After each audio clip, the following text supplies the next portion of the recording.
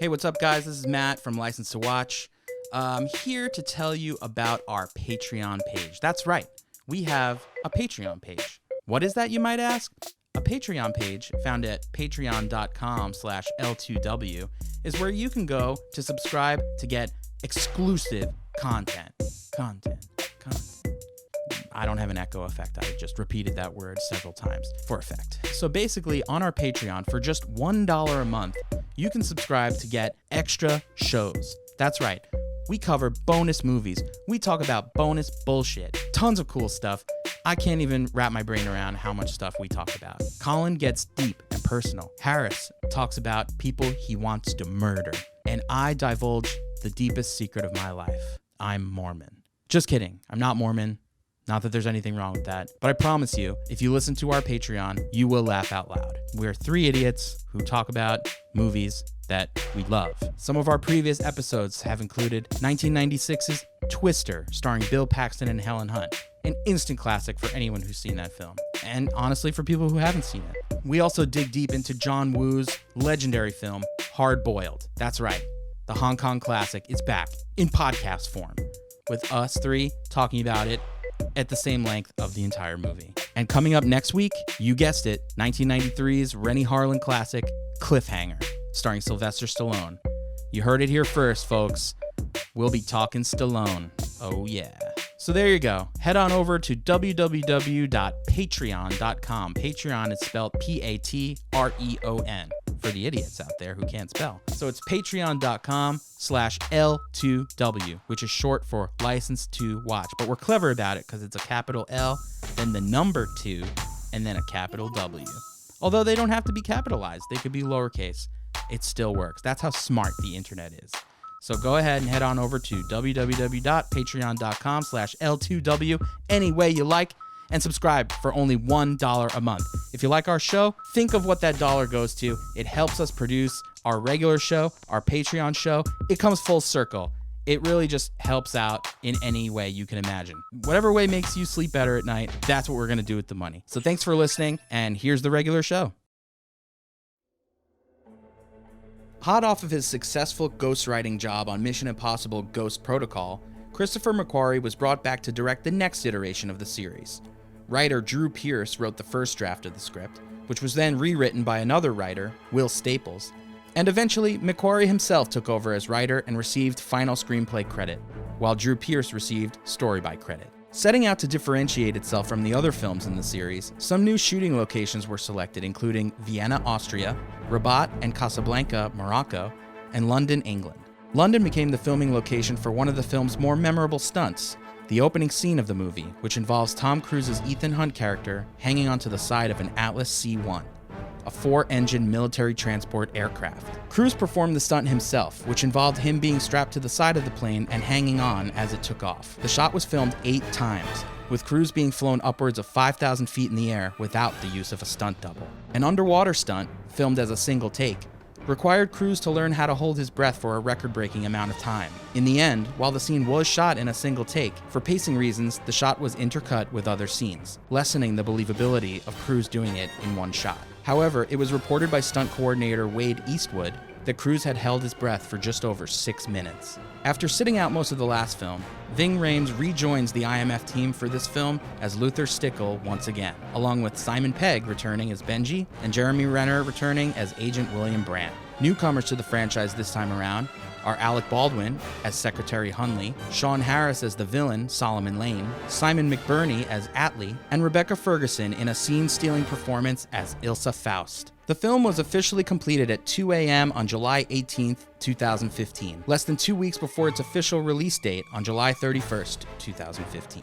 With a reported budget of $150 million, it had a worldwide box office opening of $121 million, and ultimately pulled in a total of $682.7 million, making it the 8th highest grossing film of 2015 and the 3rd highest grossing Mission Impossible film behind only Mission Impossible 2 and Mission Impossible Ghost Protocol. The film received rapturous reviews and strong plays in IMAX theaters. Critics praised the action as well as the performances, with Rebecca Ferguson and the film's ability to include empowered and action-oriented female characters being a highlight. Some negative reviews criticized McQuarrie for not embracing his auteurism, and instead opting to make a film that plays like a greatest hits of the franchise, pulling in elements from all the previous films that worked. But is that how we felt about this film?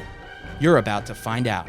Join me, Matt McGregor, along with my co-hosts Harris McCabe and Colin Shaw, as we break down 2015's fifth entry into the Mission Impossible film franchise, Mission Impossible Rogue Nation. This is a show about franchises, movie franchises. You're listening to License to Watch. Why in the world was this movie made?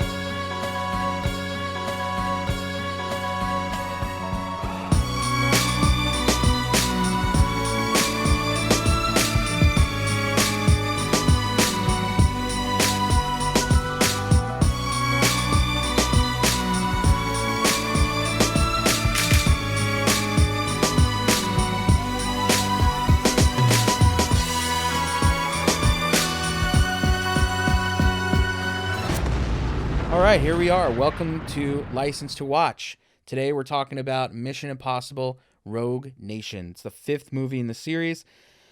Today, joining myself, Colin, and Harris is our friend of the pod, USC alumnus, another one. There's many of us here now. Arbi Derzakharian. What's up, dude? Thank you for having me, by the way. Yeah, of course. Thank you for joining us. You're saving my boredom in quarantine. Matt, do you have a little quarantine haircut thing going on here? I do. Yeah, it's I have very tight on the sides. Yeah, I have a mohawk. I shaved the sides. Yeah, it's a little bit. But the back. Wow. Yeah, it's a little bit Road Warrior-y. Yeah, exactly. Yeah. I have my hockey mask, my goalie mask in the next room. Did you do it or your wife did it? Pretty cool. I did most of it except for the back. Colleen helped me out with that. There you go. Looks good. Thanks. You should let your daughter cut it. Yeah, I was going to say, did Yeah. either of you take the blindfold off at any point during this experiment? Dude, I don't shower. I don't shave. I don't do so many things that I probably should do. You know, I read showers are not good for the hair. We shouldn't be shampooing every day. So it's healthier. Yeah, like it's once like every 2 days or something you're supposed to do, right? I generally alternate. That's right. I wait until it gets a little gummy. Spray in, leave in conditioner. So it's been working for me. I did not put it in now though. You can tell. Yeah, you look like shit. See this like little chunk right here, like the way it's the dread. Yeah, the dread. It's like acting independently of like biology and physics somehow. It's probably just best to cut that out. Just snip it off and call it a loss. Hey, speaking of hair, Tom Cruise has great hair in this movie. I was going to say, if you're just joining us, this is License to Watch, a podcast about hair care. Yes. Yeah, he does have great hair. Wait, let's cover the Tom Cruise hair thing, because up until this point, there's been a very clear pattern of Tom Cruise hair length in these movies. It was short in the first one, very long in the second one, short in the third one, very long in the fourth one, and then in this one, it's not quite as long as Ghost Protocol, but still definitely not short by no stretch of the imagination. So this is the first deviation we've got in the alternating hair length formula of Tom Cruise Mission Impossible movies. Interesting. You know what the most No, sorry, I had nothing. Go ahead. Okay, you know what the most interesting moment of it I thought was when they show him on the motorcycle and he's got like, you know, that top of his forehead like cuz he's leaning on the motorcycle, you know, to like rev it and drive it hard.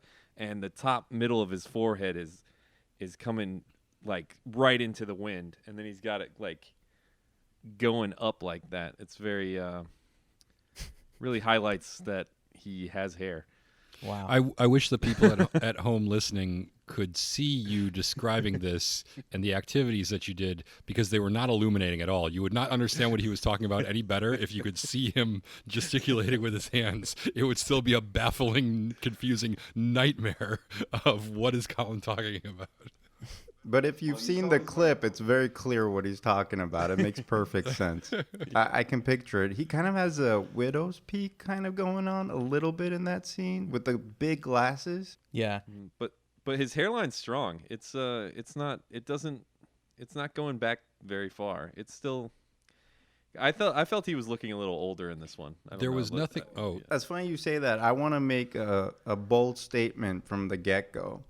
So You know, Matt knows that I've been watching The Last Dance with Michael Jordan. For me, Yes. Tom Cruise is the Michael Jordan of acting. Like, he's very dedicated. He puts in a lot of hours. He wants to do his own stunts. And kudos to that, man. These are pretty fun movies to watch. He doesn't have the rings though. That's where the comparison falls off. But he's got Scientology, so it's kind of the same thing. But you know, I'm glad Colin brought up the aging thing because he is the most like. How old is he? Is he like 50 something? Almost 60 in this years movie? Old? No, I'm just saying in life. Oh. He's like right now. He's like 50. I want to say he's like 55. So he's an older guy, and he does not look 55, and he didn't look old. Like he always looked much younger. Like once he hit that 45, 50, like this guy should be looking old now. Why isn't he looking old? And I agree with Colin. This movie, and I guess the first Jack Reacher was the first time that I was like, oh, maybe he's had a little work done in the back there. There's something a little like tight around his jawline and his face. And it didn't look just like naturally super young Tom Cruise. And this is the first movie where like the first Mission Impossible where I'm looking at him and going, he still doesn't look his age, but he definitely looks older than he's ever looked before. So I just looked it up. He's 58. He's 58. Wow. So just remember your parents at close to 60. My dad looked twice as old as Tom Cruise looks in this movie at the age of 58. It's also weird that he's... Oh, sorry, my bad. It's also weird that he's starting to look older, but like his body is way fitter than I've ever been, probably. and there's like this most part people. There's this part of me that's like, well, look at that. You know, I could still be in the best shape of my life at 58. And then I'm like, yeah, I won't. But I'm just saying, it's nice to know that that's, you know, Yo, that somebody could do it. when he shimmies his body up that pipe that he's like tied to, do you remember that Yeah. part in the beginning? Yeah. When he does something like that, and you know it's really him doing it, I just like look at my body and I'm like, what have I done? I will never. Yeah. I will never be there. Where did I go wrong? What have I done? Who am I? At what year could I have saved this but let it go? They should Yeah. they should make you watch it in like a more upright chair so that you're not forced to look down at your body so much when you're watching. Just seeing the rolls. I'm just counting the rolls Not- as not Tom you, Cruise but does this anyone. incredible- Just because we're all not there. So I put on like 10 pounds because of the quarantine because I went into crazy candy mode for a week there while I was like... You almost said a month. well, That would have been my... I was thinking we might not make it, so the calories don't matter to count anymore. I was trying to bulk up in like health. I was like, you know, if I put on some extra pounds, that'll help stave off illness. Yeah, Just, you know, you'll go my longer mass will- without being super thin. Exactly. Anyway, I If was waste watching away at this. all, It I'll kind have of a lot more. motivated me. Maybe I should start working out a little bit. Well, I've changed from, because I work out at home, so it hasn't changed my workout routine at all. So now I just work out every day. But then I strained my shoulder, and now I'm still just eating like a pig, but not working out. So that's a fun little... Guys, I game just play. purchased a quarantine grill, so now I have a grill, and all I want to do is grill stuff, and so I'm just on that grill all day, every day. So I'm just eating meat, just tons of meat. For a moment, I thought you meant you got new teeth. New teeth? Just got my quarantine grill. Teeth. Solid platinum. Teeth. Oh, grill. Oh, I gotcha. yeah, I got that too. So question, speaking of quarantine, so Colin, I know Colin has a bunch of roommates, but Harris and Arbi, are you guys you're just by yourself? Yeah, it's the greatest thing ever. I was going to say, that sounds like absolute paradise. I am so glad, because I'm always like, because I really can't, if I had to, when I have to move eventually, when they tear down my building, I will have to move, and I will not be able to afford a roommate because my salary has not increased with the inflating price of real estate here. So I will have to have a roommate. I will not be able to afford to live alone. And I am so glad that happened, that this quarantine thing happened before that, because if I had roommates now, I would be bouncing off the walls and probably about to kill somebody. But all I have is these fucking cats, and they are plenty. That's so funny you mentioned that. I had a FaceTime thing with the adoption agency to get 2 kittens today. Wow. Oh, that's awesome. Kittens are the best thing ever. Cats, I cats not so much, but kittens are amazing. I have a foster cat. It knocked a glass off of a table at 5 a.m. this morning. Oh, nice. That They'll do woke that. me up, and I had to go clean it up because it Oh, believe shattered me. glass everywhere. I'm into that unpredictableness of cats. I'm into that. Yeah, they like the chaos and the havoc. I woke up this morning to the sound of the cat next to me in bed retching and about to vomit all over my laptop and my bed. And I managed to scoot him off onto not just the carpet, but onto the linoleum, which is huge if they're going to hack up a big hairball or something. And it was nasty. But now it's like that is like better than any alarm that I have, because when I hear a cat start to retch, I am wide awake and totally alert. Like I am never so in tune to the world around me as when I hear the cat retching sound. Yeah, I'm really glad mine has no hairball problem at all. Like it hasn't done one the entire time. Do you brush him? No, he's just like shorter haired, and he just free feeds dry food, and that's it. So Yeah, that must be nice. I'm sure our it listeners is. have all quit listening at this point. Yeah, welcome to License to Watch, the podcast about cat care. And hairballs, yeah. Got a license So, to Colin, this watch. is your first time seeing this movie. I'm fascinated Yeah. by that because I've seen it so many fucking times. I liked it a lot more than I thought I would, because they answer a lot of the big overarching questions I had about what the series coming into it. I know we've been podcasting about it. So earlier episodes, I'm asking, what is the deal with why are there so many betrayers and disavowed and reavowed, and what is the deal with their autonomy? Are they actually, underneath the CIA? Are they work with the CIA? And do they even care about working for the U.S. government? What is the deal with these people? Where does the money come from? All that stuff. And the plot is like all about that stuff, without being too much all about that stuff to where it's boring. And it also had a lot more Ving Rhames than last time, which was super important. Mm-hmm. And he was just rocking the shit. More rocking this shit when he was in Morocco, if you know what I mean. That was good. Yeah, I think this movie really pulls it together, and it fixes the problems with the last movie. Not that there were many in the last movie, that was pretty good, but the big mistake that they made was taking my baby boy Ving out of the equation, and they made it rain, making it rain. Yeah. Also, the other flaw of the last movie was shitty villain, and they solved the problem here. Yes. Oh, okay. So this villain, is that not just like a golem of Simon Pegg? Like the guy looks like Simon Pegg, but like when Smeagol becomes Gollum, it's like Simon Pegg is the Smeagol and that guy is Gollum. Yeah, I He's could like see even it. acting like it.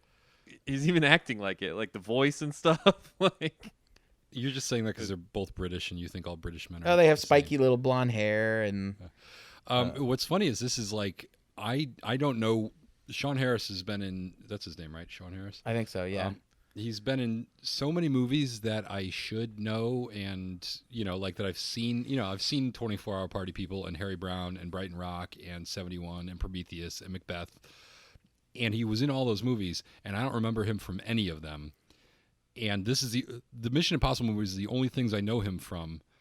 But apparently, he normally almost always has a big beard to hide his weak ass chin, it's such an interesting thing in this movie to have a bad guy who's like this kind of really intimidating badass dude, but he's got like such a non-chin.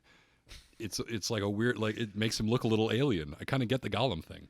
he has like a resting frowny face with it too.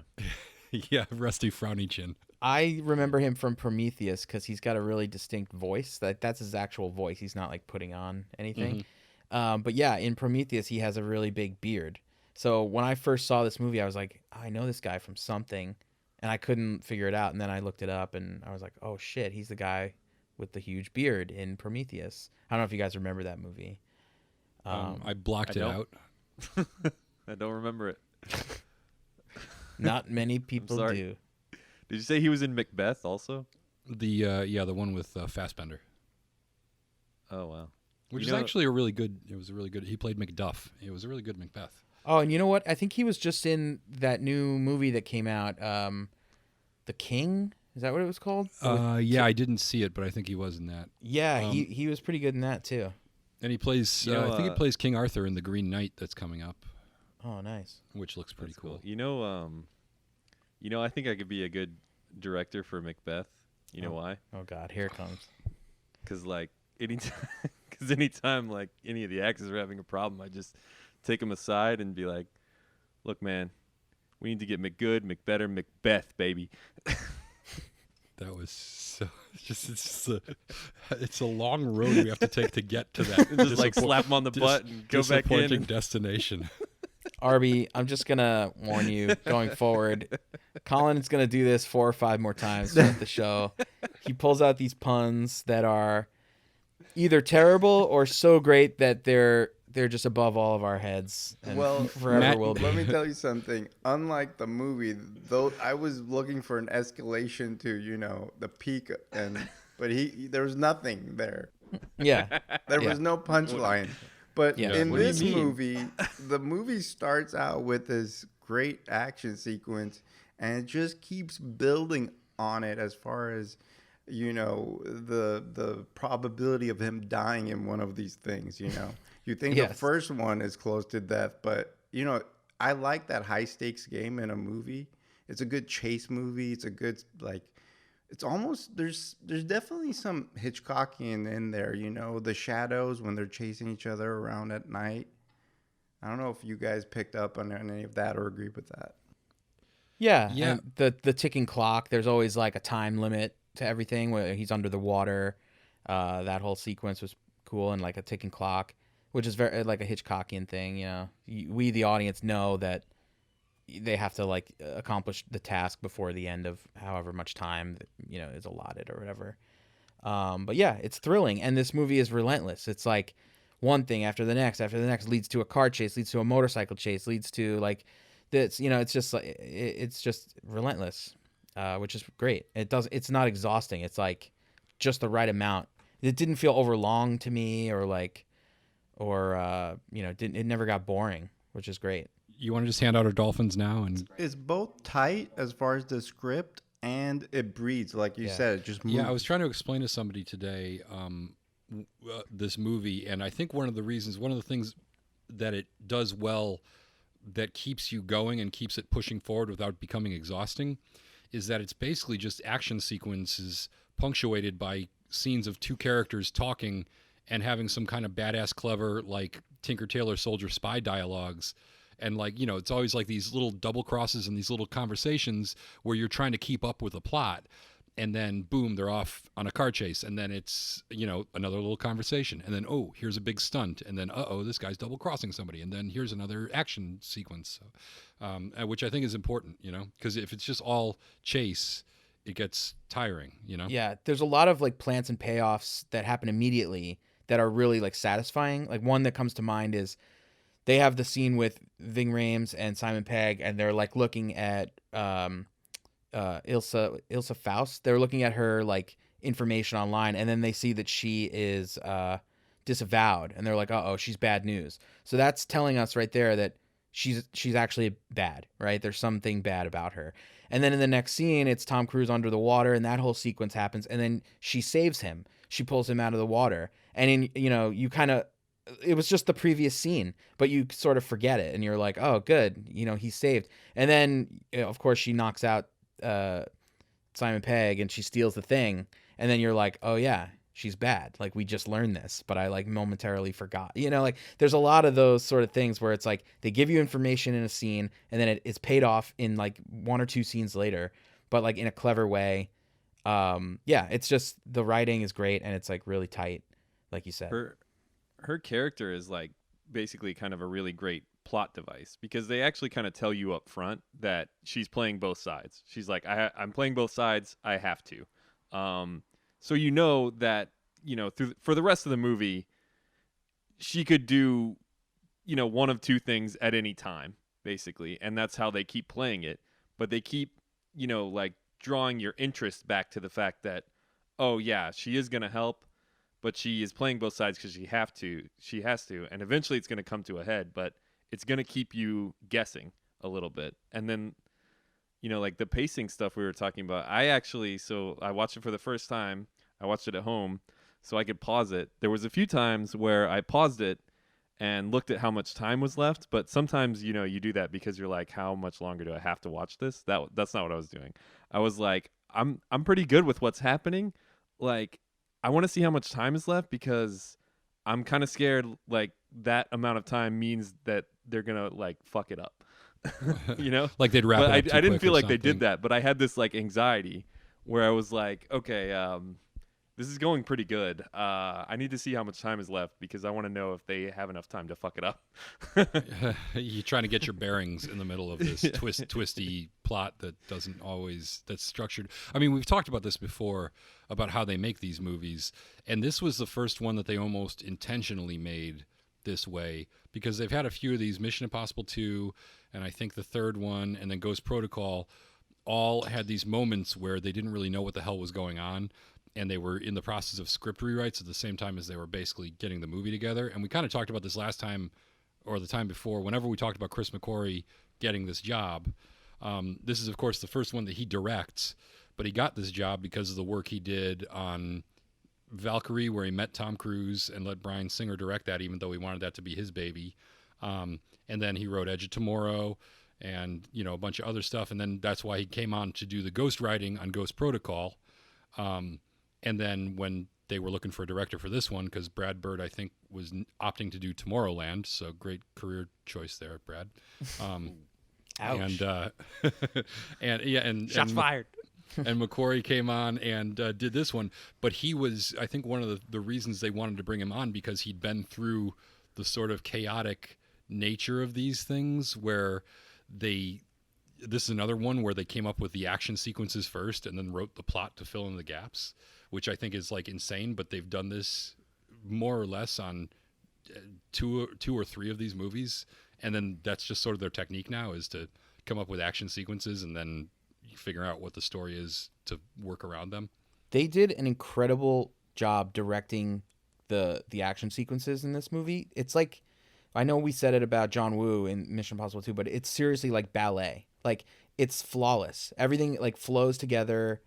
Like the opera scene, like I was watching it and I was like, how do you write a scene like this? There's so many moving parts and so much that like has to, like one thing has to work in order for the other thing to be cool. And like, it's just incredible. If you know like what to look for, you have a real appreciation. I mean, we're all film people, like you can have a real appreciation for, I feel like this movie does it the best so far. Like all the action sequences are the underwater thing, even the end. Like I remember when I had seen this movie the first time, and I had to watch it a bunch of times. Like I got kind of bored with the ending, but this time it really grabbed me. Like when she fights the guy, the big dude, the bone collector or whatever he's called, Bone Doctor, the bone doctor, Bone Saw. I believe it's Bone Saw.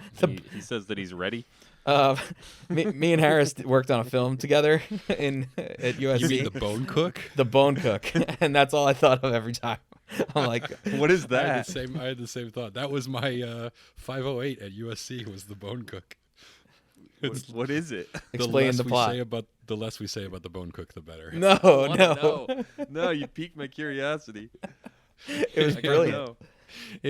I was deciding between two different movies. One that I like when I was choosing what 508 to do. So 508, for those of you who aren't familiar, is like your end of your first year short, and you get partnered up with a trio. You get partnered up with a trio, and you each exchange roles on 3 short movies.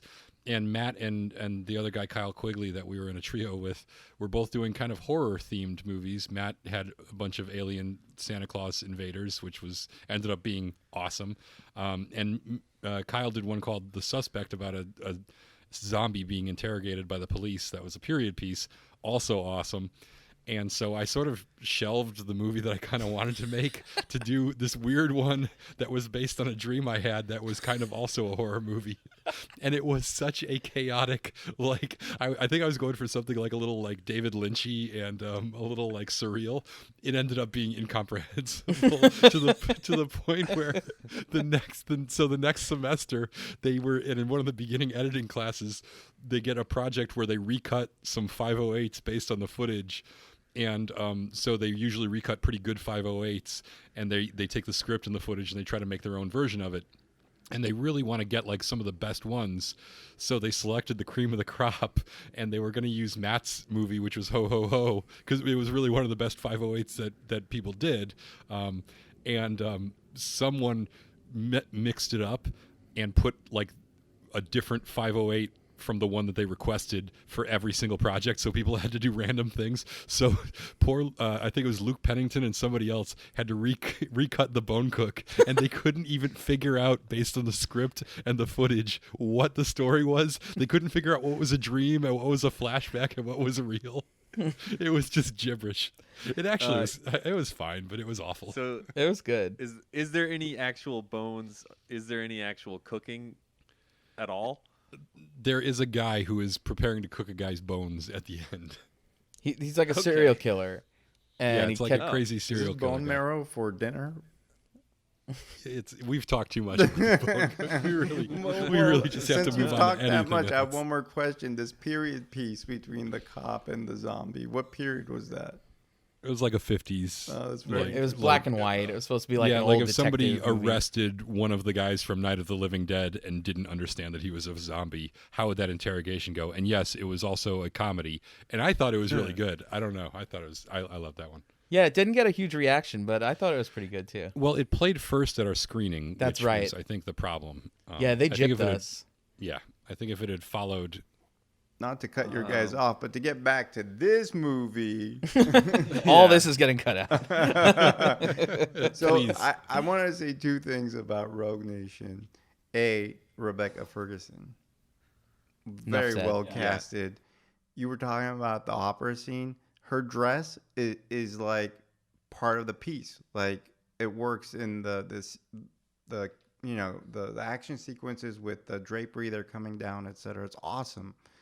And two is I'm really proud of this franchise as a whole. More than James Bond, to be honest with you. I think the more current Mission Impossibles have been kicking it out, just knocking it out of the park, just not more consistently than the Bond movies, in my opinion.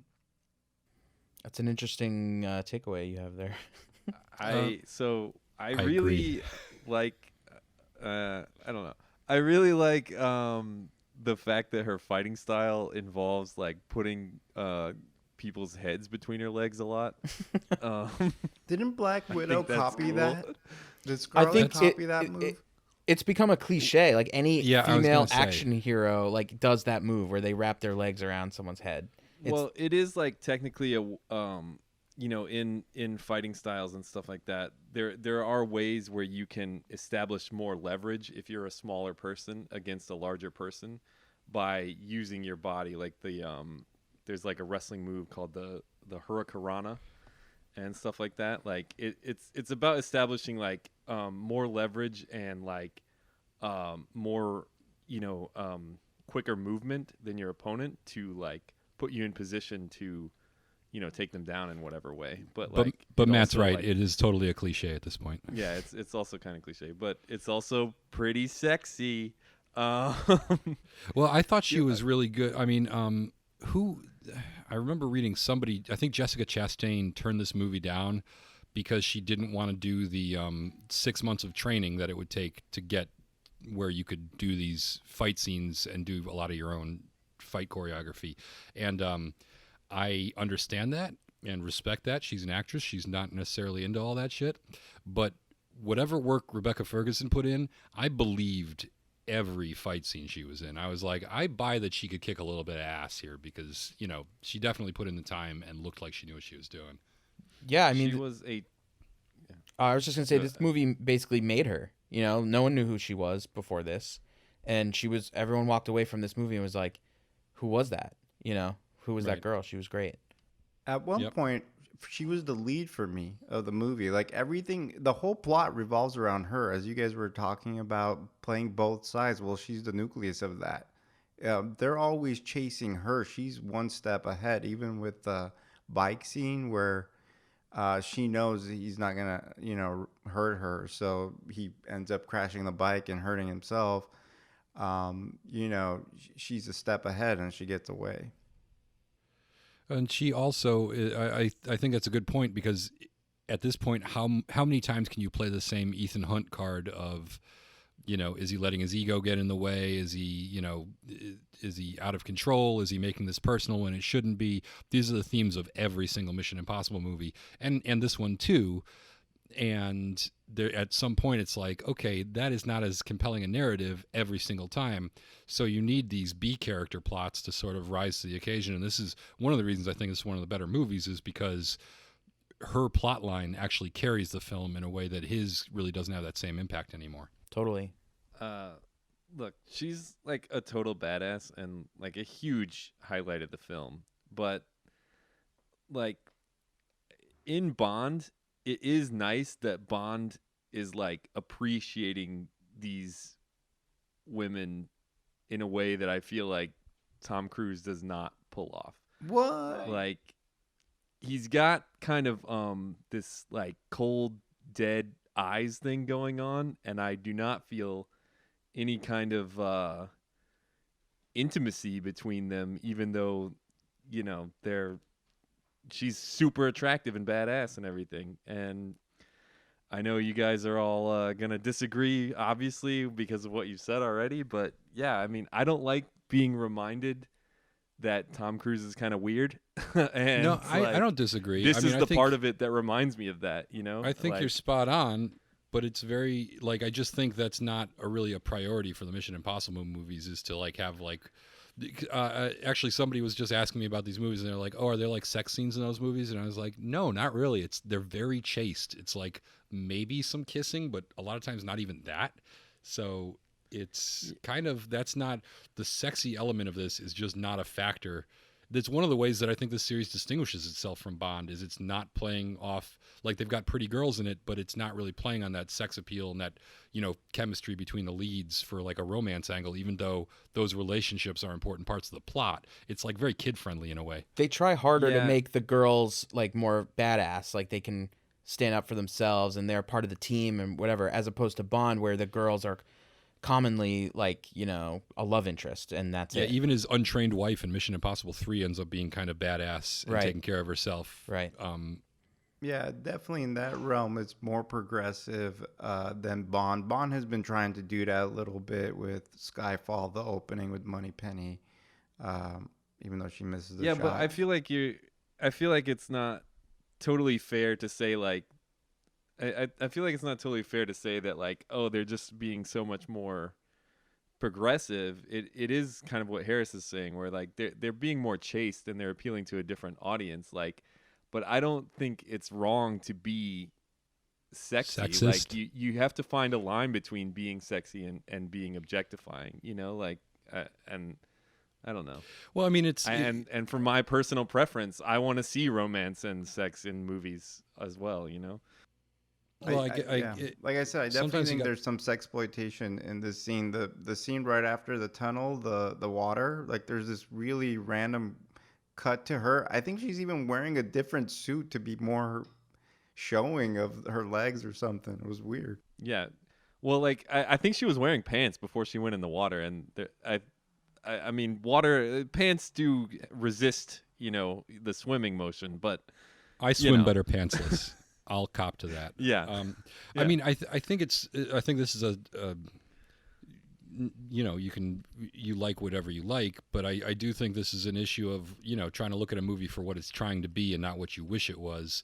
And I don't think this movie's trying to be, sexy. And I Right. just don't think that's like a high priority for it. I think it's looking to be like a fun, slightly family friendlier, a little more lighthearted version of these spy stories, which is, I mean, that's why I think there's room. I mean, I love the Bond franchise and those movies, and I love these ones, and I think they're sort of occupying a different market space, even though there's some overlap, They do a smart thing in this one where they allude to, you know, them liking each other at the end, and she's like, "Come with me, run away with me," or whatever, and he's like, "Oh, I don't know, I'm Tom Cruise," and then she drives off at the end, and they kind of leave you wanting more, which is great because she comes back in the next one. Spoiler alert! And they kind of, you know, they build it up a little bit more, and I'm pretty sure she's coming back for the next two, and they'll probably, you know, turn it into this whole... She's part of the team. And Yeah. I agree with you. Call me old, but that whole tension between them, it was like watching again back to like Hitchcockian era of a movie where they couldn't show too much of, you know, sexual whatever, and it was between the lines. And I love that tension building too, because you knew it was going to a point where someone has to make a decision. Are we gonna, you know, stay together, or because of whatever we're in, we have to separate? Yeah, but I don't. When I see Tom Cruise, like I don't read it that way, because there's something about the way he is that like I don't get it, feel Colin. that You want Tom all for yourself, and you do not want to share him with a bunch of women. I get it. No, I'm I not get saying that. That makes no, sense. but like it. But ultimately, it should be like it should be more up to the woman. Like as long as she can come out of it saying like, the character that I represented and like the way they represented my body and my, you know, character in this movie, I'm really happy with it, and it's what I wanted. That's what you want, you know. And then like, yeah, I mean, I don't know, just there's scenes where they're talking and there's any kind of tension or intimacy between them. Like, I didn't feel it. I don't know how to say it. Well, Colin, do your summary. My summary? Anything to move this podcast off the subject of whatever the hell we've been talking about. Yeah, for the I got last the 10 stopwatch ready. You want to attempt your Okay. summary as a newbie Yeah, to this? I'm gonna to try. this film? I'm gonna mess up though. I know I'm gonna mess up. All right, all right. just try your best. Ready? You've by the way, you've seen the movie the least out of anybody here by Yeah, far, exactly. by like probably double digits. Yeah, And the plot's pretty complicated. It's a lot of stuff going on. it is. Oh, it's easy, Yes. and if you screw it up, I'll mock you endlessly. Okay, here we go. Ready? 3, 2, 1. Beep. Okay, it starts out and there's like a bunch of weapons on a plane, and they have to stop it, and the whole team's back together. You got Simon Pegg, and you got Ving Rhames, and you got fucking Hawkeye. And then Tom Cruise gets on the plane and he captures the weapons away from the bad guys. Then he finds out that these guys were probably working for the Syndicate, which is like a super secret organization of bad guys. And then at the same time, the Impossible Mission Force gets like rejected by Congress or whatever, and they can't be a thing anymore. So he goes rogue and he's like off doing his own thing. CIA can't find him. They're trying to stop him. They're trying to get him. He starts going after this other guy who's like basically is like, look, I'm in the Syndicate. You can't fucking do nothing about it. I'm gonna control you or whatever. And then he's like, I gotta fucking find this guy. I gotta beat him or whatever. And then this woman saves him, and she's like a total badass, and she saves his life. But like, she's like, no, you gotta say like that I'm still a bad guy, because like I'm in with these bad guys, and I'm supposed to be in with them. I'm infiltrating. And he's like, okay, whatever. So then he goes back and he's like, we gotta get him. And fuck. Shit. Then they go to the opera, and she's like, she's gonna kill some guy, and he shoots him in the shoulder instead, so she can't do it. But then all hell breaks loose because there's other killer guys. And then she comes back, and the main bad guy's like, you got to stop fucking up. Like, I'm going to kill you or whatever. And she's like, no, I'm good. Like, it's just like normal fuck ups that happen or whatever. And then he's like, okay, well, don't do it again. And then she teams up with him to go steal something, because the main bad guy thinks he's like in control now. So he's like, oh, I'm going to get Ethan Hunt to steal this shit for me, because he knows you're playing both sides, and he'll work with you because you're like a badass. And then they go steal this thing, and then it turns out that the Syndicate was all a part of... Fuck. The Syndicate was all Are a you part even of... watching the clock? Yeah, the Syndicate was all a part of MI6 in the beginning, and then they fucked up, and then the Syndicate became a real thing because the crazy bad guy was like, no, I got to do this. And the thing he wanted to steal was the location of all the bank accounts where he could get the money to fund his Syndicate. And then Tom Cruise turns the tables on him in the end by holding the money and being like, I'll give you $50 million not to kill my friend, but then after you don't kill him, like, you gotta fucking do something because I memorized where all the money is and destroyed all the documents. And then they have a showdown, and then Tom Cruise wins. We're gonna have to was find too a long. we're gonna have to find a 3.5 minute long song to play under that. Yeah, great. That sounded like drunk history of the trailer of this movie. Yeah, that was easily, Colin. I think you set yourself up for failure by saying beforehand that you weren't going to do a good job, but that was easily the worst job you ever did. Yeah. I just I knew when I got to the opera scene like it was all gonna fall apart because I forgot how to link the opera scene to the underwater thing to the motorcycle chase. And then I was like, you know what, that's not necessary, but You're also like a minute in and only like maybe a quarter of the way through the movie. yeah. Yeah. So let's was talk hard. about some of the action sequences. I feel like that's a good Specifics. jumping off point. Yeah. Well, we haven't talked about the opening scene with the airplane. So me and Arbi used to work together at IMAX, so we've worked on this movie quite a bit, and we probably have some tidbits of information. One thing I could speak to that has nothing to do with action sequences is that I had to watch this movie quite a bit, and I remember getting used to the grain structure and like the color palette, and I really didn't like how this movie was shot. I believe it's shot on film. It really, if it wasn't shot on film, they made it look like it was shot on film, and it's very grainy and dark and like kind of muted and doesn't look great. But then I watched it last night on my 4K Blu-ray player, a 4K disc, and it looked fucking amazing, crystal clear. Everything looks sharp and colorful and crisp, and I just couldn't believe it. So are you just saying things look shitty in IMAX? Is I that really the can't believe takeaway? it because IMAX stuff usually looks incredible, but I felt like it did a disservice to this movie. Do you know what I think it was? I think it was really grainy, and I think on a huge screen, it's more eye-catching. Yeah. And on a home screen, on a pure digital panel, I know that it's still digital projection at a theater, but a digital panel is much glossier than a silver or white screen. I think that's part of it. And it's funny you're talking about format because I'm kind of upset in what format I watched it in last night. Now, the first time I saw this outside of working on it at IMAX, just getting it ready to go out the door, was with my dad at the Chinese. So I saw it at a pretty good theater. So I looked for it for free online. It's on FX. This is a letterbox movie. They pushed it in. And I was really... I can't believe that in 2020 that's still happening. Yeah, that's crazy. That's crazy. Wait, you don't mean you watch it in 4:3, right? No, but Oh, it's okay. a 235 and they pushed it into Yeah. 190 or 185. Yeah. Sorry, That geek is talk crazy. for those who know aspect ratio. Back to you, For a Matt. second, I thought you were saying. For a second, I thought you were saying you watched it in 4:3. I was like, On no, a you tube didn't. television. Yeah, on a He was tube like, television. yeah, it looked like shit. I don't know what you guys are talking about. Yeah, I was watching it on one of those TVs where the screen can't actually be flat. It has to kind of like bulge out towards you. What do we think about the this? Well, first of all, I just have to point out that Brandt opens this movie. He's got the first lines and the last lines in this movie, and he opens this movie doing exactly what he did the last movie, which is just repeating obvious things for like comedic effect. The package is on the plane. The package is on the plane. Benji, open the door. Benji, open the door. Just ad nauseum, which is the most annoying Brandt characteristic ever.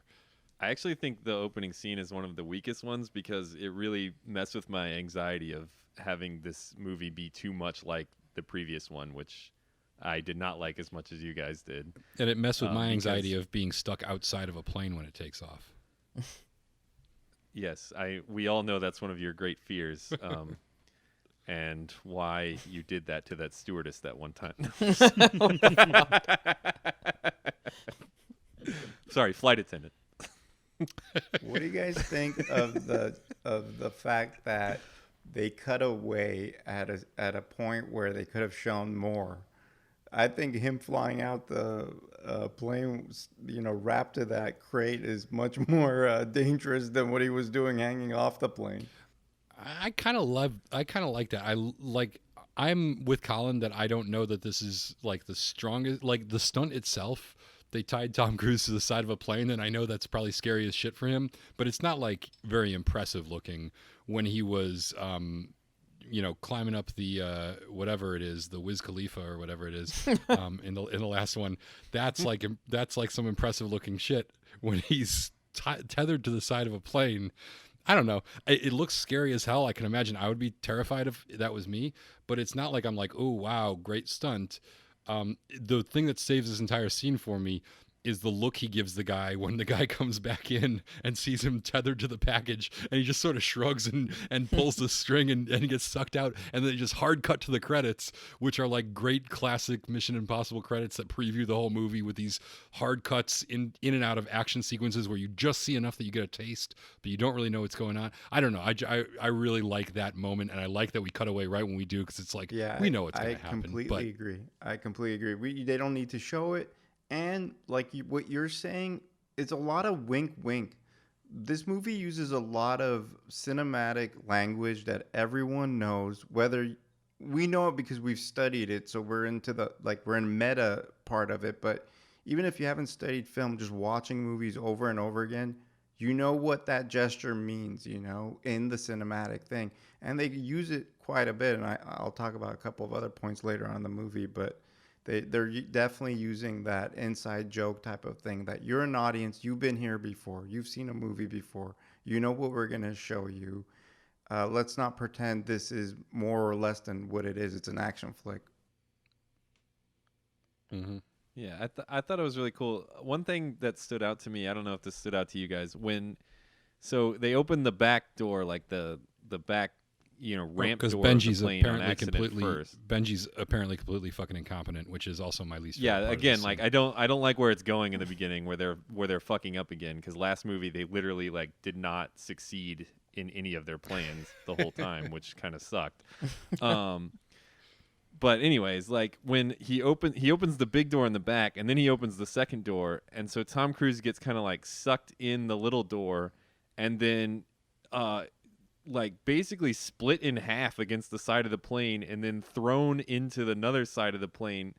Basically, what stood out to me was when he gets sucked into the plane, he would have easily broken half the bones in his back and probably his arms and legs.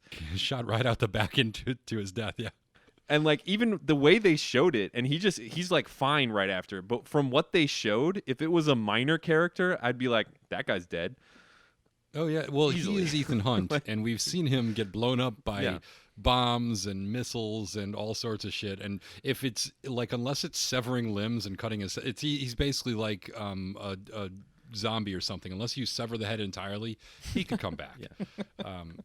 He'll do a limp though sometimes. Yeah, when he's a little bit hurt, he'll throw a little limp on it, but it's you should be dead, bro. His superpower is a resistance to concussive blasts. Anything that's just physical blunt force trauma does not affect him in any way at all. The same rules that apply to Michael Myers and Jason apply to Ethan Hunt. Yeah. But I don't mind that, I go into this type of movie, all these, how about the gadgets? I mean, the gadgets alone are out of this world of a future place that doesn't exist, but you just accept it, and I'm fine with that, and that includes the Bond movies as well. I like the laptop that's in the pamphlet where he flips up the papers and it just turns into a laptop screen. And it's that awesome. Kindle paper. That's awesome. Yeah. And he's looking at Kindle awesome. paper, looking for a specific face. I'm like, this is crazy. Yeah, and the little door unlocker keys that pick all the locks automatically, and the wetsuits which inexplicably can figure out your oxygen content of your body. Yeah. What are these things? Does that mean they have little IVs in the little sleeve or something? Are they testing IUDs? the blood for its oxygen level? Yeah, IV, and you won't get pregnant. Intravenous. Oh, I thought you said IUD. No, I'm not talking about the IUD birth control device, Harris. I'm very sorry. That is how Tom Cruise avoided pregnancy throughout this entire movie. The space age IUDs. This movie does a really good job with the gadgets, where it doesn't emphasize hey, look at this gadget. They just kind of drop them in there, and again, it's the movie language. You don't need to be explained. This movie doesn't treat its audience like a dum-dum. It just kind of shows you things rather than tells you what they are, which is great. Yeah, because it's saving all its exposition for all the big plot twists and shit they actually have to explain, which it actually folds into the dialogue really well. But I mean, the first big Do we twist in this. know- Go Oh, ahead. sorry. Do we know does Tom Cruise and Hugh Jackman, do they know each other? Have they been in something together ever? I don't think so. Nicole Kidman. I just maybe? feel like Nicole feel like that'd Kidman? be Is like, that what you said? oh yeah. God's Yeah, I wait. only say Hugh that 'cause Jackman's he's he's an Aussie, right? So he's Yeah. probably like on the probably on like the Kidman side of the whole deal. The Like split, Kidman got yeah. him in the I divorce. think you have something against Tom Cruise. No, You it's come well, out with it. Tell us what's going on, brother. it's not that so much. It's that like Harris and Matt like are pretty strong pro Tom Cruise.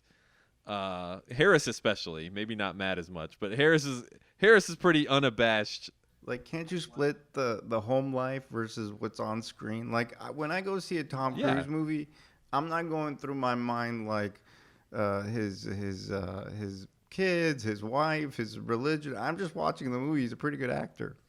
And you know what else? Yeah, he no, doesn't I even. think so. He's got a good reputation as being like a good dude too. So like he might have some crazy beliefs. I don't fucking know, but he's got like his reputation in Hollywood is pretty much unimpeachable of like treating people with respect and being nice to even the lowliest crew member and all the things that you'd really want your superstar to be. He kind of does. And if it wasn't for the wacky Scientology stuff and some of his like weird behavior, he would be the Tom Hanks of his, sort of generation. But Yeah, I it's not that I dislike him. And it's not that I can't enjoy watching him as a performer, but anything that makes me think about like anything that like kind of leads me down that path of thinking about, like is there something off with this guy? I'm like I have a bit of a sensitivity to it, but I really like him. I mean, like I've liked him a lot since his early career. And I totally respect what he's doing. Like it's not about that. It's just like, I don't think I like him as much as Harris does. It can't be, you just want to bring up Hugh Jackman for some reason. I watched a couple of interviews like for all these movies. I watched the behind the scenes and like, they always do interviews with the cast and stuff, and they always ask them like what it's like working with Tom, and like he's so crazy, right? And the attitude that they always have is like, they're glowing positively. Like they'll say, "Oh, he's great to work with." Like he's fearless and whatever. But like, there's some like cheekiness to like what they're saying. They're a little like almost as if they were like paid to say that. Like you could tell they have like a look on their face. It's almost like, yeah, he's great. So much fun to work with. What a nice guy. Like. As if there's a gun to their head just off camera or something. It is a weird thing. I don't know. You guys should check that out. It's very I've seen it too, but On the other side, he makes fun of himself on that MTV thing with Ben Stiller, and he does the movie Tropic Thunder, which is crazy far from the clean-cut roles he takes. So Well, that was after his mishap with the Oprah. He had to redeem his career somehow. Mission Impossible thing, that was before, but him doing Tropic Thunder was like a direct result of his antics. He had to you like. want to know what my theory is?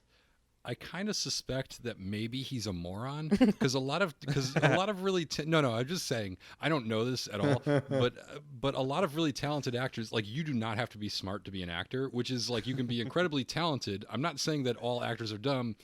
Definitely not that, because there's a lot of really brilliant actors, but there are a lot of people who are great actors and are not smart people.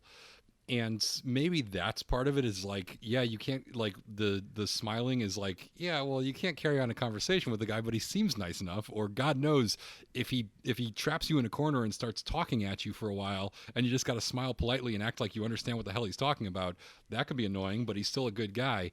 But like the thing with working on a movie with somebody is that if you're the person who gets done with a movie and does an interview and is like, oh, this dude's an asshole, oh, I couldn't stand him, or you just can't do that. Right. When the movie's done and somebody asks you about your coworkers, even the one you hated the most, who did the least to help the movie, who really just ruined everything, and you would have been better off with an inanimate object rather than that person, you still have to be like, oh yeah, totally great, the best. I would work with them again in a second. So I think it's good at least these people are smiling when they say Tom Cruise is a nice guy, because at least they're probably laughing about like, oh my God, I could tell you stories, but yeah, no, he's fine. I think Matt, your theory. Matt, I have I a think question for you. Would they come back if just for the money then? Like the people who he's worked with more than once? Yeah, but no, I don't think. I think going off of, I want to go off of what Harris said a little bit. I have watched some of the more like I think it's called Going Clear or whatever. Like some of the more exposing kind of documentaries about Scientology and stuff like that.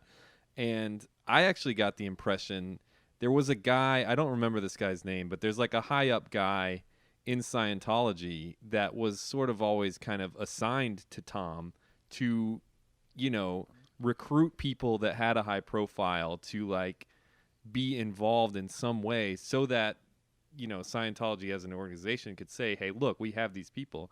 And from what I saw in that, I got the impression that this guy went out of his way to just like, you know, really be friends with Tom Cruise. And to me, that's something where even if he's not stupid, even if he's just more kind of like kind of has a simpler kind of way, not simple like, you know, like Simple Jack. mentally deficient, but like simple kind of man where it's like something you can be proud of, you know, like where he's just, you know, like this person has been good to me. And that's all that matters, you know, that having that kind of like baseline kind of morality or something, then, you know, it's not so much he's like this weird Scientologist guy. It's just he's a man living his life saying like, oh, well, this other person has been good to me and like that's all I know. You know, like there's always nuances to these things. You know what I mean? And I don't know. I lost my train of thought. I want to go back to Matt, the Hugh you're Jackman going to have thing. to re-listen to this when you're editing this and see if any of what Colin said makes sense. Are you high? He lost me so early that time. Well, Harris, just playing into your theory, I think you're onto something because, like, do you remember when you were in elementary school, there was always that kid that was so dumb that he would do anything, and that made him really cool? Like, there was the kid who was like, yeah, I'll eat dog shit, you know, and then he would do it. That's not cool. And he always that kid always had kind of a big head and like nappy hair, and he was kind of funny looking. Like he always, but what if he was the handsomest guy in school also? Right. Like he would. Yeah, I'll suddenly jump off become this the- building. People Sure. would be like, "Oh man, he's so cool and so smart and so charming," and then they'd be like, I "Wait feel a like minute, the guy who I feel just like ate dog now- shit." I feel like just now when Harris was trying to describe someone who was not handsome, he was looking at me on the Zoom. You know what I just thought of? Harris. Colin, all I was saying is, but what if you were handsome? Oh no! How far could you have gone? What do you mean? That's what I am. You know how you always hear about the stunts for these movies before they come out, like, oh, I heard in the new Mission Impossible, you know, Tom Cruise is strapped to the side of a plane. Oh no shit, yeah, you know. What would you guys do if, for the next Mission Impossible, the rumor was that he eats human shit? Oh, I feel like that's not a stunt. I hear in the next Mission That's a Impossible, stunt. somebody dares Tom Cruise to eat dog shit, and he does it. It's Can the you opening imagine scene a of the movie. serious It's sick. interview with him, one of these late night show interviews, but they ask him, "So Tom, was that a prop?" No. No. I go all the way. Whose shit was it? It was mine. It was mine. It was Oh, my own. man. It was my own shit. Yeah, in those interviews, he would be redefining shit-eating grin. The Michael Jordan of shit eating. Nicely done. I got to give a shout out to. I actually know one of the cast members in this movie. Hermione Corfield plays the girl in the record store at the beginning who gets murdered, and she was the lead in our. Oh wow! She was a lead in our movie Rust Creek that came out last year. That's right. So also a very talented actress. When I was watching this, I was like, wow, they don't give her a lot to do here, and she's great when she's got like stuff to do. But Yeah, I actually didn't like her as the record store girl. I'm sorry. Yeah, it was not. It's not one of her stronger performances. She's very. I encourage you all to check out Rust Creek. We should have done that as a bonus for the Patreon subscribers. We still could. I could have forced you guys to buy it and put a fraction of a penny into my pocket. Are you trying to make money off of our Patreon? I Because that is not what it's for. I think I got a couple of points on that one. So basically, I would have like a theoretical 1/1000th of a penny if you guys both bought that movie. Ooh. But anyways, it is great, Nice. and she is great in it, and she's one of those actresses that, like, when you look at, like, not to disparage people who do like method acting or get really into a role or whatever, but she's one of those people where they're like, she's just bullshitting in her like kind of posh British accent and talking about like strawberries and aluminium or whatever, and then they yell action and she sounds like she's from Kentucky and she's blah blah blah, like, just and is totally in character, and but anyways, very good actress, except Yeah. the record store I thing was kind of a I remember thankless role. spending time in Britain and watching people wrap strawberries in foil and eat them that way, and that was really it was really intense. I don't blame her for that performance. It's a weird scene with like the gibberish they're talking to each other about. It's just Are you him? It falls I've flat. heard stories. It's I it's feel like bad. that character on paper is not likable. Like on the script, she was already kind of not likable. Well, we like her a little because she's pretty and she gets murdered for no reason. So she has our sympathies. by that guy. Yeah, what That was the reasoning was really that, evil. by the way? Like an extra threat? Like there was no reason for her They to say die. it at the end that he knew if he killed her, that Tom Cruise would never stop trying to find him, He so would that take they it would. personally. Right, he would take And it I mean, personally. it's kind It of was a like the bait. thing in the moment is, why do they leave him alive? And then you're like, oh, because they need him to do all these things to get this stuff so they can catch Yeah. him and blah blah blah blah blah. Which it seems like, isn't there anybody else in the world who could have gotten this thing for you? You're gonna put like the most dangerous, unkillable secret agent in the world on your like you're gonna put yourself on his shit list just so he'll think- steal something for you? Aren't there other thieves that you could just pay money to? I think the idea was not to turn him, but kind of turn him per se, in that there's a real control, like a real power dynamic going on with him and the woman. Like she keeps failing, and he's like, "Look, like you have to work for me. Like even if you even when she comes back, she's like, "Oh, did you try to talk to?" He's like, "Oh, did you try to talk to MI6? Well, you have to work for me, bitch." And then I think he's trying to pull that same move with Ethan Hunt, where he's like, look, I'm so manipulative, you have to do what I say, like whether you want to or not. Like I think that's the kind of villain he's trying to be, or they're trying to write him as. I think that's how they sell him early on, but I think the reality is he's just trying to get Ethan Hunt to steal this one thing for him, which I Yeah. just think there's got to be an easier way. I think they were going for that, though. I think that's that's maybe what they should have been going for. I know I'm backtracking right now, but I just thought it would be a really funny idea to imagine a scenario, because Tom Cruise's character in Mission Impossible is basically invincible. He's like basically Wolverine. To imagine some kind of scenario where Hugh Jackman and Tom Cruise, the actual people, are getting competitive about, the things they've been able to survive in the movies they've been in. That's where I was going with that whole Hugh Jackman thing way back when. I'm I so think that would be glad funny. you brought us back to it. I feel like we could have just left that in the ground where it belonged. I It's feel not like, an you know- idea so much as just words coming out of your mouth. But I'm glad we're I feel we're like the moving fans of this backwards 20 podcast minutes. who listen. I feel like the fans of this podcast who listen just for me, really wanted me to not lose track of that idea. I feel like you should just do The your colonizers? own podcast for those people and Yeah, You should do Spare the B-roll rest of us. or B-side. yeah. Well, Besides, it's nice to know that any thought that I have, I can always just go, hey, remember that thing that I didn't get a chance to say an hour ago? I'm just going to jump in It's and true. Hey, I let you jokingly call me ugly earlier, so cut me some slack here. I wasn't Deep joking, cuts by Colin. Come on. Arby, speaking of deep cuts, now might be a good time for us to mention that we actually have a Patreon show that is our B-sides, basically. For $1 a month, people can subscribe and they get extra content. We do a show called Exclusive Content, where we alternate each show. One show we kind of talk about just whatever we're into at the time, movies, books, video games, whatever.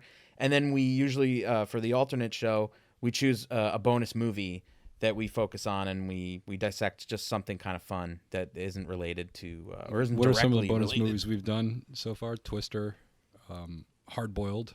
Yep, those are the only Greatest two action we've done movie so ever far. I can't believe you chose the moment when Colin decided to say some nonsensical Hugh Jackman bullshit to also throw in an ad. How many? Hey, if you're fast forwarding through our podcast right now, you could stop now. We'll start talking about real shit again. What else haven't we talked about in this movie? Yeah. We Let's talk didn't- about real shit, like the kind that Tom Cruise is gonna eat in the next picture. Mission Impossible 7. Mission Impossible Real 7, human shit-eating turd. grin. Oh, here's one thing, Matt. I love the practical effects of the action sequence. The car scenes and the motorcycle scenes are very, very fun to watch. Yeah. Very thrilling. It's kind of like Nolan, if I dare to say. Like, he sticks to just practical stuff. You know, I mean, I'm sure they use stuff for the underwater thing, but other than that. Yeah, they use CGI sparingly. Or, I mean, if they do use it more than I noticed, then they do a really good job of hiding it. Unlike the last movie, Ghost Protocol, the CGI is, like, really not good. And you could, notice every time they used it for the Kremlin explosion and all that stuff. But I think everything, for the most part is done for real in this movie. There are some, like you said, the underwater stuff they wanted to do that practically, but they actually wanted to do that as a 6-minute scene. They wanted Tom Cruise, like, reportedly learned how to hold his breath Yeah, for 6 apparently minutes. there's like a 4-minute single take version of that they ended up cutting, like intercutting with other. They stuff, had to but because they it did wasn't compelling enough. Yeah, they did. He did hold his breath for almost 6 minutes and do a single take version of that. Which, thank God, they didn't put us through that. The car flipping end over end looked kind of dumb to me. That was the only CGI in it that I was like, "Eh." They look great I like inside the that car, part. but Yeah, that's I not like a that deal part 'cause it's breaker for really- me. well, you can It's a like really it. fun It's just moment. not great. Yeah, you can like it. 'Cause, It's just not good. Simons- I'm not talking about whether it's good or not. I'm just talking about the CGI not being good. Harris, yeah. stop hating on it. God. Hey, by the way, that scene where he gets on the bike after they crash the car, that's another, like, inside film language, wink, wink, when the two characters pop out of nowhere. Do you know what I'm talking about? It's like, Oh, yeah. the camera's showing the car and they pop out of nowhere. That's pretty fun and funny, but that's not how people Yeah, well, the really guy's coming get to kill off. him and finish him off or whatever. That whole I like the car part of that chase. I actually thought the bike part got a little dull eventually. If I'm going to say something negative about this movie, which I'm not going to say a lot of, but I did think once they got into the motorcycle chase, it was kind of this. It's not even that it got dull because it doesn't even last that long. It was very. They find ways to sort of reinvent little chase sequences and do interesting things to keep you interested, and that was pretty much what you'd expect of any motorcycle chase in any movie. Which didn't wow me that much. I thought the stunt driving was really high quality though. They're like Yes. really you can't fake how fast they're going, and yeah, I thought on a whole, all the car chase parts of this movie were great. Everything car chase, motorcycle chase in this movie was done right to me. Yeah, they were done. Who was the editor on this? Oh, it was Eddie Hamilton, who does all of Matthew Vaughn's movies. So he did like Kick-Ass and X-Men First Class and Kingsman and everything. Yeah, they were cut together really well and obviously shot really well. All I would say was that there's some great fight scenes, like when Ilsa helps Hunt escape. They both have this great fight scene where he's like tied up and he's does the thing we talked about where he shimmies up the pipe and everything. That's amazing. And the fight scene with her and the what's his name, Vintner? Oh, the bone doctor. The bone doctor. At the end, that's great. And there's a lot of chase sequences that really work. And then there's some that are just like they just seem too conventional. And I just felt like not that they're bad, they're well done. And it's almost like competence is not like my bar is higher for these movies. So if you just give me a competent chase sequence or fight sequence, I'm like, I think you're all right, reaching yeah, no, here. that's fine. But I think you're reaching.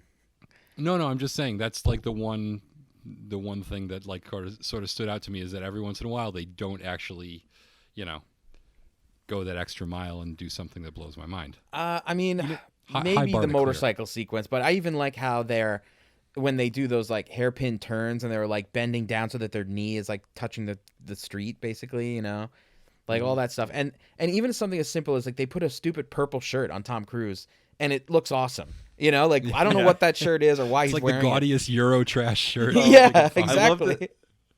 I love that scene where the four of them, the team gets together like right after that happens, and he's wearing that purple shirt. And then you look at all their wardrobe for that scene, and it's like, oh, it's just dads on vacation. Like, Yeah.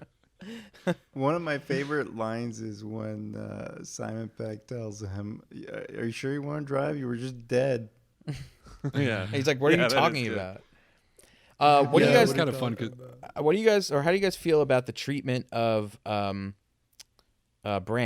in this movie, the character played by Jeremy Renner?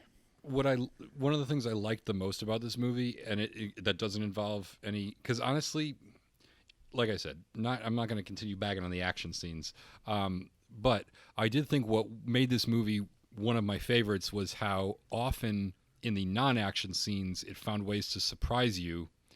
And I think like that the idea of even rewatching it, knowing that, I mean, Colin's obviously seeing this for the first time, so when he was watching it, he didn't necessarily know that Brant was not double-crossing them when he went and made that phone call and blah, blah, blah, blah, blah. But like, Well, I figured it out. they have this thing that really works both ways, works both as like Brant double-crossing them, but also Brant being conflicted about whether this plan will work, because he's sort of the naysayer to Ethan's like super optimistic, we're going to get it done, whatever. And it's sort of his role is like the more logical, more rational, hey, let's be cautious, let's do this the right way. And I thought it worked really well to play that aspect of his personality off as that, even though he was really, on the team the whole time, and gave us a nice, little twist ending. I mean, they started off so early with the record store thing where his mission is not what he thinks he's going to get a mission, and then it's really the Syndicate. And then they've got like, they totally Silence of the Lambs us when the FBI or when the CIA is breaking into Ethan Hunt's apartment in Cuba, but he's actually in Paris. Right. Like they always have these moments where you think the scene's going to go one way, or you think you are seeing a step ahead and you're understanding what's going on, and then they kind of right up to the end when they catch Solomon Lane in the cage, you know that the good guys are going to win. You know that certain things are going to happen in this movie. But I love the way they found new ways to like keep you on your toes, and where you don't really know how a scene is going to play out, and just something unexpected could happen at any time and sort of flip everything on its head. Even the very last scene with Brant in the council scene or whatever with the government, like what do you call it, the CIA, the committee, yeah. They kind of reveal that they were working together the whole time. That it was like they knew that they had to show, or they had to shut down the IMF in order to prove that they needed it, kind of thing. Is that what you? No, I didn't take that. I think Yeah, I was what gonna I say, got out of it was the team proved the Alec Baldwin character wrong. That he's not rogue. He's been actually, there's a problem here that needs to be taken care of. But I And think Alec Baldwin's unbeknownst to character him, was smart enough. unbeknownst to Alec Baldwin's character, it's almost like they're playing it that Brant like knew that the IMF had to be shut down in order to prove that they are necessary. He says a didn't line get at the that. end. He says something like that. I think Alec Baldwin says to him, or the council member says to Alec him. Baldwin's telling that to Congress, but that's just to cover the fact that he didn't believe in these guys and they were right all along. Oh, is that what you So, think? so like Alec Baldwin's I didn't get- retroactively like saying, "Oh yeah, I knew it all the time, and I was always working with them, and I was always down because this is the plan from the beginning." But really, he's been chastised, proven wrong, and is now part of he's joined the team. Yeah, he just seemed a little too into joining the team at the end there. Well, no, to me it wasn't what you're saying, Matt. It was like an initiation ritual. Sorry, I had a really hard time saying that. Initiation ritual. To me, that's what it was. Is once they got him in that scene where they're like, "Look, we could kill you right now, or we could fuck up your whole shit. But what you're gonna do is let us go because we now have proven everything that you thought was bullshit is actually true." And then you see him in the end, and then they're like, "Look, dude, now you understand. Now you're part of us." Like that's what I got out of it. Yeah. And also in that whole scene, I like as soon as the scene started, I'm like, he's in a mask and he's in the scene already. Like, I knew, Harry. I wasn't. I understand what you're saying, but me, I'm not your average audience. There are things that I pick up on. Did you know? I'm average. I didn't know the first time I saw Yeah, it. I did not. I usually see twists coming a mile away, and I had no idea what was going on in that entire scene with like the British Prime Minister and everything. I was like delighted and surprised by everything that happened. I was like "Ooh, Jeremy. I was like Jeremy Renner calling the CIA guy as part of the plan, and Tom Cruise is in this next scene in a mask, like immediately. But I really was. I know I'm sounds like I'm talking myself up, but I really was. I could talk myself up. Did you know M. Night Shyamalan is on record as saying that I knew Bruce Willis was a ghost before he did? Because he's not on record. Hey, can we talk about the best scene and sequence in this entire movie? Because I heard in one of the behind the scenes things, apparently they had a bunch of action sequences and like prolonged things planned out in advance, and then they sort of constructed them. And Tom Cruise was like, "Yeah, we basically thought of them all, and then we thought of what order they should be in to make them escalate, and then we wrote the movie around that." And my only complaint with that is clearly the best sequence in this entire movie is the opera sequence, which was just so good, but it actually comes in the first half of the film. I agree. That is the best sequence, but I don't mind the water one. And, maybe it's because I was watching it the second time. The whole box thing, it starts with Tom in the box and it ends with the bad guy in the box. I found it charming. I think the It's first clever. time it It's bothered clever me. for sure. Yeah, it's definitely clever for sure. No, but I think that one of my other big complaints with this one, and I don't have a lot, but this is one of them, is that we have all these in every Mission Impossible that we've seen so far. We've had these really memorable visual sequences, and I don't get that from him on the side of the plane, and I definitely don't get that from him underwater, which was a really well made and well cut sequence that I was like, oh my god, he's suffocating, and I find myself holding my breath during the scene, which is a great testament to how effective it was. But it's not like when I think of this movie, I'm not thinking of any of those things. The only really memorable big larger than life moment is that whole opera scene, how big the opera house is, how he's Assassin's Creeding his way around backstage, that moment where he's got to decide who to shoot and there's multiple people with guns. I love when he stands up and the guy, when he tackles the guy and then they both stand up and the other guy just keeps on standing up to isolate how small Tom Cruise is. It's and then right up to when they get the rope burn jumping off the roof, and I'm like, what the fuck is that? But that is the one most consistent, memorable, and totally delightful, suspenseful sequence in this movie that I'm they nailed that so well and so perfectly that my only disappointment is that it came so early in the film. Well, you forgot to mention the highlight of that scene, flute gun. Oh yeah, flute gun. Yes, absolutely. I No, there are I all actually think the kinds flute of gun looked funny bad. guns in that scene. Oh, Did you guys baton gun? notice the Yeah. the baton? The Railing gun, baton gun. Oh all yeah, sorts that of was guns. pretty gnarly. Yeah. I actually Also- didn't like that. Those they could have looked. I don't know. No, they were good. No, those gun. No, you're wrong. Those guns are all awesome. Do you think it's for comedic effect? The flute gun? Yeah, or any of these other ones we're talking about in the same scene. Oh yeah, Especially definitely. The baton I mean, gun. yeah. It's it's just cheesy, bad It's guy popcorn, spy it's stuff. popcorn fun. That's how I saw it. and Maybe when it's you were a because kid, of this quarantine, I'm not looking at movies with sharp eyes anymore. I just want to be entertained.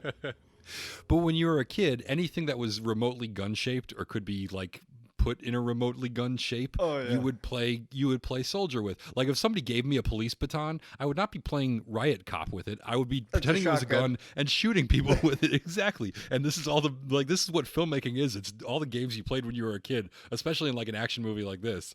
It's just oh, anything could be a gun. I could make a gun out of whatever. Again with this movie and the subtlety of the gadgets. One thing, that guy who looked like the Terminator, in the sound booth there with the baton gun, he puts on sunglasses and then he aims the baton gun and you see the laser. I thought that was cool Yeah, too. yeah, that's cool. Glasses where only you can see the laser. Yeah, very subtle. Yep. And I also Actually, I didn't pick that up. I was like, why does no one else see the laser? I also think it was fun. Like, once again, it's not like the most clever thing, but I thought it was interesting that they present Ethan Hunt with the dilemma of which one of these gunmen he's going to shoot, and he chooses to shoot the target of the gunman instead. Like, always just trying to find a a lesser movie would just have him shoot a bunch of people at once, you know, or whatever. And he had one shot, and he chose to shoot this one guy, and it's like, oh yeah, what a brilliant, clever way to. If John Woo came back for this one, Tom Cruise would have two guns, and he could just go like this and shoot both guys. Yeah, at the same time. The trick would be to jump off the scaffolding. Because his ass gets saved, 2 or 3 times in this movie? Yep. 2 times by her at least. So he's definitely more humanized in this one. Although still invincible. Yeah. And speaking of John Woo, did you notice that this movie kind of acknowledges all the other movies except that one? Yeah. Well, it's got the motorcycle chase. That's not. They like in the script acknowledge the other movies, like the events that happen in them. The rabbit's foot. All of them except for that. Yeah. Like. Did you see the nod to the rabbit's foot? It's got the motorcycle chase. I'm sure there was some dove somewhere in some background. Oh yeah, the motorcycle chase could be a nod to it. We know he has motorcycle skills from that. I think they said in some behind the scenes stuff that was the idea, and that they were intentionally trying to like put a Easter egg from every movie in there. Well, they didn't really do the Easter egg that they do in every movie where he drops. I mean, when he jumps off the opera house. This is the first one. Is that it? Yeah, this is the first one where he doesn't do this spread eagle thing. Yeah. Which I don't mind because I thought that was kind of something and then get caught by a cord.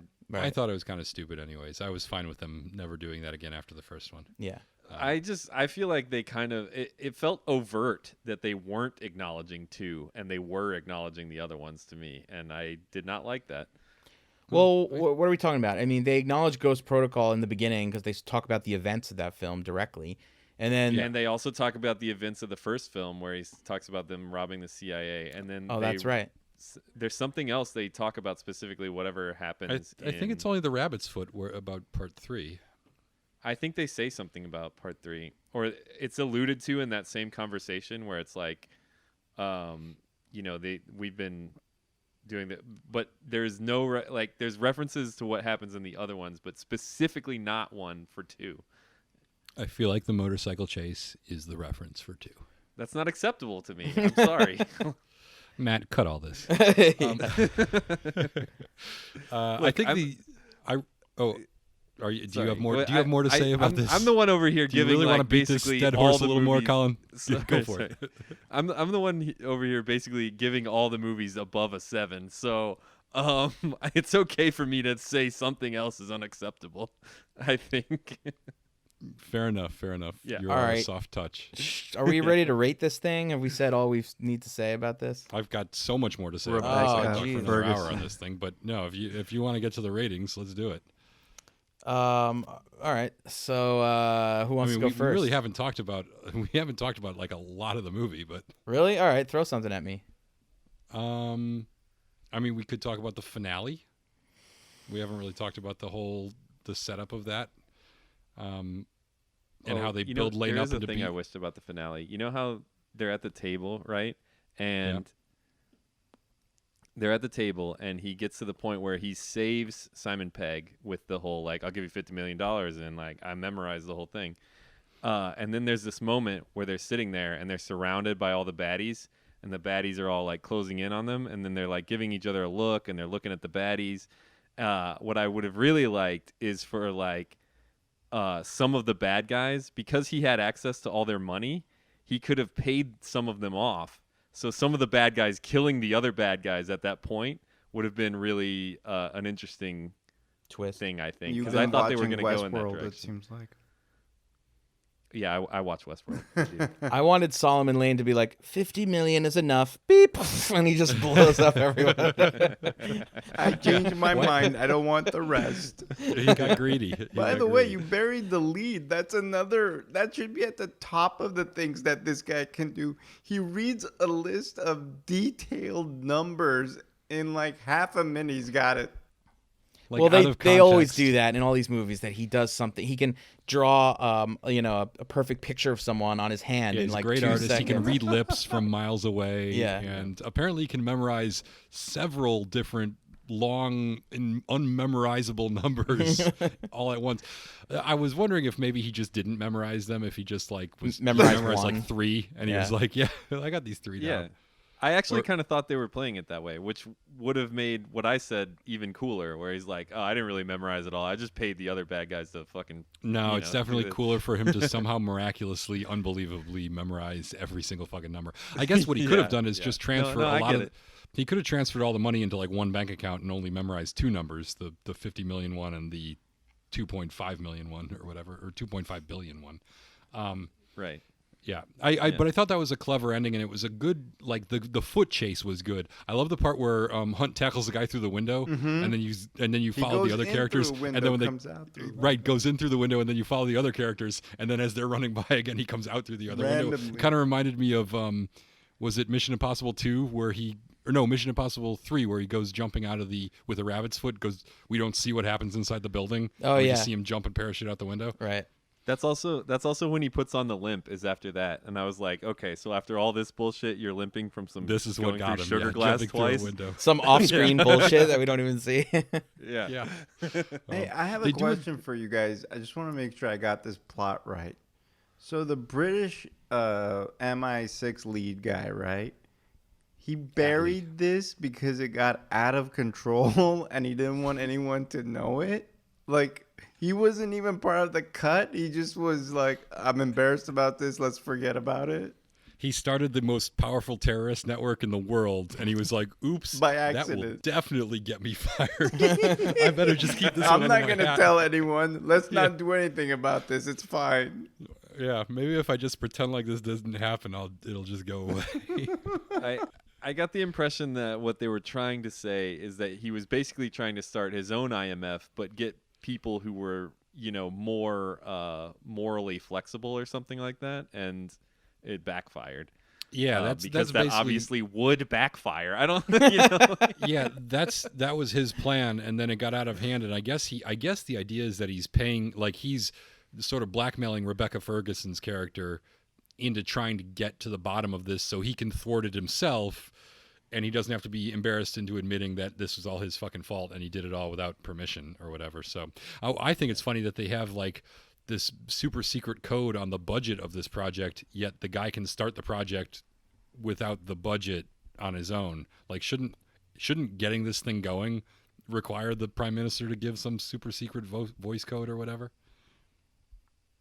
That's true. But then again, seeing how politics have been going, I believe anything that can happen in real life and on the movies. Who knows? The Syndicate, interestingly enough, was actually and apparently a regular antagonist in the old TV show, which I didn't watch enough to know that. But not only was it teased in Ghost Protocol, they had come up on the old show. Oh, another thing that I forgot to mention. Did you guys notice that the plot, the Lalo Schifrin Theme from the original series, the plot was used, the theme that goes like da da da da da da da. So that was like in this movie a lot. It's been in every one of them, I think, but it was in this one a lot. Yeah. I also liked that Rebecca Ferguson's theme was the music from the opera, which is a real opera. Mm-hmm. Which is that's a cool. cool little detail. Yeah. Yeah, that was cool. Before we rate this movie, I just want to put it out there. So Tom Cruise has worked with Scorsese, Kubrick, Spielberg, P.T. yeah, Anderson. P.T. as well. Wow, that's what I mean. Like, the guy is he's good at what he does. I mean, he takes on Oliver Stone. Oh yeah. Yep. Born on the 4th. I Yeah, wish he's definitely got took he's more got the of those pedigree. roles again. And he's good in almost all of those too. Like every time I watch Eyes Wide Shut, I'm like blown away by how that movie is actually like low key one of the best Kubrick movies and one of the best Tom Cruise movies somehow. And people like kind of sleep on it way too much. Yeah. Who did Vanilla Sky? Is that the one where he, like, his face gets deformed or whatever? Is that Cuarón? Oh, I thought it was Cameron Crowe. It is. Oh yeah, it was. Yes, right. I want to see that one. I've never watched all of it. I want to see it. I've never seen it. I remember hating it when I saw it, but I'll probably watch it again. Oh, It we might should not definitely do Oh, that you- one for the you bonus. can- round. Oh God, Colin, you are the fucking Matt, worst. you can I swear to do God. the Spanish version versus the American version. Of what? What movie? Vanilla Sky is a remake. Oh, really? Oh, of a Spanish Penelope film? Cruz is in both. Is it an Almodovar movie? I don't think so. No. It's way too Normal. normal. Yeah, there are no like transvestite nuns or anything in it. So it's. So, is there any point in the movie where he like sticks his head up in the air and like sticks his tongue out and starts trying to like lick the lick air? the vanilla sky? It's not. You're taking it a little bit literally. Oh, No, but He he's doesn't? definitely licking some chocolate in the next Mission Impossible movie, if you know what I'm saying. You know what another one of my favorite moments of this movie is? I love the part where Alec Baldwin, who I cannot picture as anybody but his 30 Rock character now in every movie. Like Right. in this, I'm just thinking of him as Jack Donaghy. Liz Donaghy or Lemon is gonna whatever. like burst out Yeah. from somewhere. Yeah, exactly, exactly. But he's got this great moment where he gives the speech, you know, where he's like, Hunt is the living manifestation of destiny, and he's made you his mission. And it's like this prolonged speech about how invincible and unstoppable Ethan Hunt is, and it's like fantastic. It's totally over the top, and yet it completely is the most accurate summation of that character. Yeah. It's like he watched these movies and he's like, "This is ridiculous. This guy is a living manifestation of destiny, and he's completely unstoppable. He could be anyone. He could be anywhere." And meanwhile, he's standing right next to him. Yeah, and that's exactly. when they decide to reveal Tom, which is awesome. That's perfect. Yeah. It's It's like, another ta-da. inside joke, you know? And they Right. push in on Alec Baldwin, who's got like this stunned look on his face, and then he goes, Hunt. It's like the stupidest line. Lemon. Lemon. I did notice in the beginning of the film that they used in the script the word wanton like twice in the span of like 2 minutes, which I thought is Oh, really really? interesting. Yeah. It's an odd word to pop up. The committee I think that's awesome. the committee member guy says like wanton something, and then later on Alec Baldwin uses it. Like this is Chris McQuarrie's word of the day calendar for one period of time. Yeah, like in he wrote those two 2014. scenes back to back, and he was like, "Oh, I like Like, this hey, word." do you guys know this word wanton? It's great. I've been using it for everything. They're like, all right, Chris, Honestly, can we trim it down to 2? Honestly, I think that's fucking awesome. Like, I wish they got it in there more. Mark my words. Mark my words. Someday there's going to be like one of the great bands in music that like ever played, and their name, the band name, is gonna be like Wanton something. You're thinking of Wonton. That band's actually great. They are good. They are quite good. But it's funny because like you don't notice these things sometimes when you're writing. I had somebody read a script that I wrote recently and was like, yeah, you say white knuckle in terms of holding a steering wheel like 4 times in the script, and it's a road movie, so they're white knuckling, driving fast all the time. But they were like, yeah, I think you could probably cut that down to 2. But or Harris, maybe did just you have to 1. call the movie White Knuckle? Yeah. No, it's called Moose Knuckle, and it's all about. You even described it as a white knuckle thriller. Yeah, yeah. I'm writing the copy for the ads, but Yeah. then also I've definitely had people where I was like, yeah, do you know you have more fucks in this movie than they have in Reservoir Dogs? Can you trim it down to like? And this is like a kids comedy, so we need to limit it to like you only are allotted 4 fucks in the script from now on. You're gonna have to trim it by 96 fucks. This isn't how people talk, Harris. And Harris is like, "What the fuck are you fucking talking about, you stupid fuck?" Yeah, fuck you dumb fuck. Get the fucks out of this fucking screenplay. We can't have all these fucks in the fucking screenplay. It isn't fucking realistic, you fucker. Is it is it just me, or when you hear the word white knuckle, you think of the song "Fuel" by Metallica? It's just you. Give me fuel, give me fire, give me that which I desire. Because there's a part in where he's like white knuckle tight. I do not know that. I do not know that part. You know what's funny too? If we're talking about like Yeah, things just that listen people to it. Hey. Sorry. There's that, you know, the scene where they're the driving scene with Simon Pegg and Tom Cruise, and they're in the car, and Simon Pegg's like randomly yelling things like the entire time. He's yelling like, "Okay, I'm okay, okay, this is okay, go, oh, turn," and I'm always thinking, have you guys ever seen True Romance?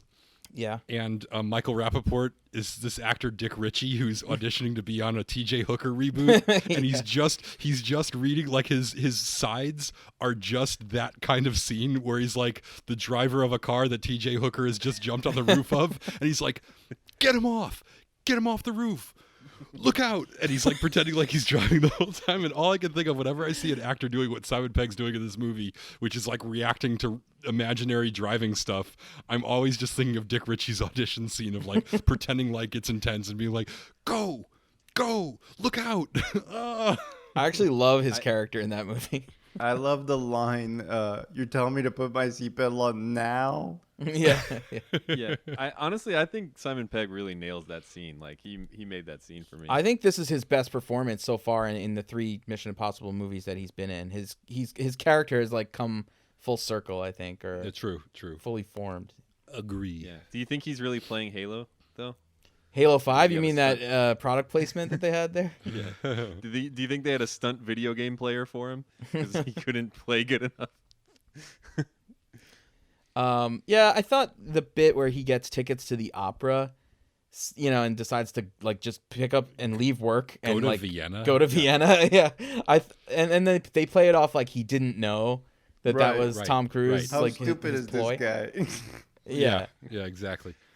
But the lie detector test scene I thought was a smart way of, because that's part of where it's one of the scenes that is showing off his acting, and it also gets a lot of exposition out in sort of an easy way. We sort of catch up with where the characters are at there, in a clever kind of simple way. Yeah. Although I also Doesn't think he it's funny claim that to be? Sorry, doesn't he claim to be in line for the throne of Norway or something? Yeah. Yeah. I also think it's funny that he takes public transportation to the opera, but then when they escape, he is driving a car. I don't know where that car came from. Got major questions. I think he stole it. Okay. All right, let's. All right, I mean, question answered. Once people start getting shot, then you can start thinking about GTA at that point. Yeah. There it's was okay a to scene just- where Tom told him the BMW's outside. They cut the scene. Yeah. Yeah, something like that. Oh, there. Oh, what? I read something about some scene or sequence with him that got cut that I thought actually would have been really interesting. I did like that they did the fake heist. I'm still trying to think of one time where the fantasy heist sequence of like, oh well, that's easy. We'll just do it this way and that way, and then things don't go right. I'm trying to think of one movie where they, in the planning of a heist, do the whole heist sequence and they play it out in fantasy, and it's not awesome. It is my favorite part of every heist. Are you movie. talking about the part when they imagine like that Benji gets to wear a mask and he goes, Yeah, and he gets zapped You know what it and- reminded me of? It reminded me of Shaun of the Dead when they talk about like, and then we'll go to the we'll go to the pub Right. and we'll have ourselves a pint. The Winchester. The Winchester, The yeah. Winchester. Yeah. Yeah. I like that they played that out. Like they showed what if. Yeah, those are the best. So Yeah. good. Yeah. I really want to write a heist movie now. And I still want to watch How to Lose Friends and Alienate People if we ever get some traction on that idea. Simon Pegg is great. He's funny.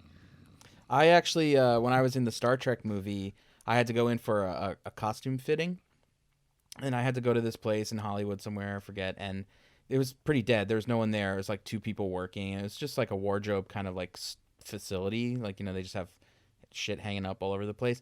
And then while I was there, one other person showed up and had to get fitted for his costume. That person was Simon Pegg. And Nice. yeah, Does he dress to the right or the left? I don't know, but I do remember that he had a look on his face I've never seen before, because he usually seems like such a jolly kind of guy. He just had a scowl. Like he had like resting bitchy face. And I can see that. didn't talk to him because I was so intimidated. I was like, oh my God, this is not what he looks like in movies. But he just looked like if I talked to him, he'd be like, fuck off or something, Pretty Quite shocking. possible. All right, Should we rate it? Maybe it was someone else in a mask. I'm ready now. Harris is rate it. ready. Okay, so we're going to rate it on a scale from 1 to 10 Timothy Dolphins. Who wants to go first? All right, guest. We should make the guest go first all the time. This is nice. I feel like that's like, but if they've never done it before. Then I they think don't that's a know. lot Good of pressure point. to put in them. Colin, I 'Cause think we- you, I think Because you should go. Colin will blather Harris, on you for go like first. 8 minutes. Yeah, I feel me. like if we say things in the right way, the guest will choose to go first and think it's their own idea. actually, you know what? I'll go first because I don't want you guys to think my score was based on anyone else's. Okay. All right. I love this movie. I think it's perfect. I think it's my favorite of all the Mission Impossible movies. I mean, definitely thus far. I had a newfound appreciation for it last night. I did mention that I had seen this movie a bunch of times at work. I had to QC it over and over and over. So I kind of got it got a little played out for me after a while, but not really. I mean, it's a fun movie. It's exciting. Like there's new things you could find like with each viewing. But I guess I hadn't seen it in a long time since then until last night, and seeing it in 4K looked amazing. The sound quality was great. Like my viewing experience was optimal. Yeah, I love Rebecca Ferguson in this movie. I think all the action sequences are great. The only negative I could give is it does that thing that I hate when they actually say what IMF stands for, which I hate and think should be ignored in all movies. But they don't really emphasize it too much. It's pretty subtle. I think all the acting is great. There's no cringy moments. There's nothing that I'm rolling my eyes at. I really think this is if this were the first Mission Impossible movie out of the gate, people would be blown away and they would be like, wow, they need to make 10 more of these, which they are going to. I realized Tom Cruise has almost done more of these than Sean Connery has done Bond films.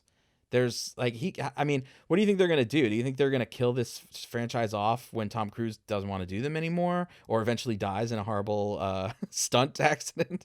No way. Or do you He think puts a young actor they'll in. continue it? I'm sorry. What kind of accident did you say? A stunt, like a horrible stunt gone wrong. My Zoom skipped and it sounded like you said sex accident. Well, hey, anything's possible. No, I think first of all, I think he will absolutely do this till he dies. I don't think he is. He's as old as John Voight was in the first one now. Wow. So, and he is still doing. He's still making it happen. It looks great. He'll probably do it till he dies. I figure if there's anyone who will help, he might step aside at some point and segue to the next actor, which is, I think, probably the most graceful way to do it. Well, they almost have built their own American version of a James Bond series. Yeah, exactly. And they could do it where someone else plays Ethan Hunt, but they also could just as easily, what they kind of wanted to do with Jeremy Renner in the last movie is hand it off to a new person. I think until they find, someone who's as charismatic or who embodies the same sort of qualities that Tom Cruise does, they'll just stick with Tom Cruise in the meantime. Not to digress too much during the middle of your summation, but I kind of wonder if that's possible to do the smooth transition to a different character. I kind of think the hard cut is better because, think about the Indiana Jones thing, where they're in theory kind of setting up a younger version of him, and then everyone's like, "Fuck no, I don't want to see Shia LaBeouf." That didn't Indiana work, Jones. by the way. Yeah, exactly. It The never Jeremy works. Renner one. I feel like that gradual transition to the younger generation isn't as upsetting as just tearing the Band-Aid off and being like, yeah, this guy's gone and this is the new guy. I agree with you. As much as I would love to see him graduate to the current Alec Baldwin character and be the Right. wisdom guy, I don't think it'll work because you'll see him in the same scene and be like, no, I kind of like Tom in this role still. Yeah. Because I would have watched Sean Connery play James Bond until he was 80. And you did get to see that. Never say never Yeah, again. never say never again. All right, sorry, Matt, you were in the middle of your thing. Anyway, I love the score. We didn't talk about the score really. I love it's got a lot of good moments. We talked about that, plants and payoffs, reveals, good lines that or speeches that build up to a reveal or build up to a cut or something. I think this is one of the smartest Mission Impossible movies, and for that, I give this movie the coveted 10 Timothy Dolphins. Whoa. Big time. Wow. I like Yes, That's a lot of dolphins. that is. That is Timothy a lot of Dolphins. Dolphins. Did you guys like my Did you guys like my JPEG I sent you guys of the Timothy Dolphin? Yeah, that was some really crafty photoshopping. I had fun. You should pull it up right now. How as many your hours background. did that take you, Colin? I'll put it on our Instagram for our podcast at some point. Oh, You perfect. can see what Colin does with his days. Shall I go next? Yeah, go for it. I was trying to come up with exactly how I feel about this movie, and then I happened to read A.A. Dowd's review of it on the Onion AV Club. And you were he like, had this'll one- do. No, he had this one section that was so eerily exactly what was in my head that I feel like I would just be plagiarizing it if I tried to reword it. So I'm just going to say what he said, which is his analysis of the movie was rather than go full auteur on this formulaic material, McQuarrie instead offers a kind of greatest hits package. Rogue Nation marries the shifting loyalties of Brian De Palma's original to the kinetic action beats of John Woo's series Nader, to the all-set-piece structure of Brad Bird's series Zenith, adding an omnipotent villain not far removed from the one Philip Seymour Hoffman played in J.J. Abrams' entry. It's the least visually or conceptually distinctive of the 5 movies, leaning on what's worked before rather than forging its own path. And I know that sounds like some backhanded compliments in there, but I really think that's like totally nails what this movie is and why it perfectly encapsulates, you know, not only why I like this movie so much, but why I find this franchise so fascinating. Like from its initial conception as this auteur-driven blockbuster thing to this evolution into its own unique, albeit slightly more formulaic movie. I think that's just really interesting.